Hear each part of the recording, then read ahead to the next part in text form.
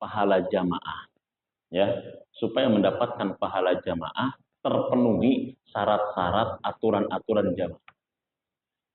Nah, aturan jamaah yang pertama misalkan terkait dengan saf. Merapihkan saf ini ada dua pendapat ulama. Yang satu mengatakan merapihkan saf itu wajib. Ini biasanya dipahami oleh kaum salafi seperti Syekh Utsaimin misalkan. Dia mengatakan merapihkan saf itu wajib.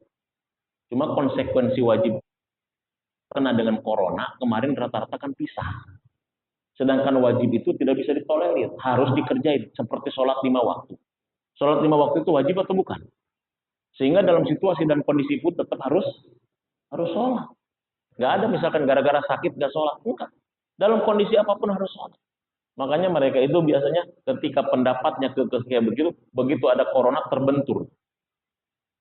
Sama sholat berjamaah itu dua juga. Ada yang mengatakan fardu kifayah, ada yang mengatakan fardu ain. Jumhur ulama mengatakan sholat berjamaah itu fardu kifayah. Fardu kifayah itu harus ada sebagian saja sholat. Makanya ketika corona minimal ada pengurus yang sholat. Ketika nggak ada yang sholat berjamaah, dosa semuanya. Harus ada, walaupun umpet-umpetan pengurus 3 orang, ketua DKM, bendahara, dan sekretaris. Ngugurinnya pokoknya yang penting semuanya tidak berdosa. Ketua, bendahara, sekretaris. Ya tahu itu luan kan. Kajian nu saja di daerah lima. Bari ditutupan hordeng nah kajian. Atau kalau perlu di mimbar tak sholat nanti dia. Jadi ada yang mengatakan sholat berjamaah itu fardu ain, ada yang mengatakan juga fardu kifayah. Tapi jumhurnya fardu kifayah. Yang fardu ain itu sholat Jumat. Sholat Jumat mah fardu ain, Pak. Bukan fardu kifayah. Maka kewajibannya kepada setiap individu. Nah, sama tentang masalah saf. Saf itu ada yang mengatakan dia fardu kifayah. Ya, ada yang mengatakan fardu ain. Artinya harus dirapatkan. Tapi jumhur mengatakan merapatkan saf itu bagian dari sempurna. Nah, bagaimana merapatkan saf itu adalah pundak ketemu pundak. Rapat itu ini taklifnya adalah kepada orang yang balik. Kepada siapa?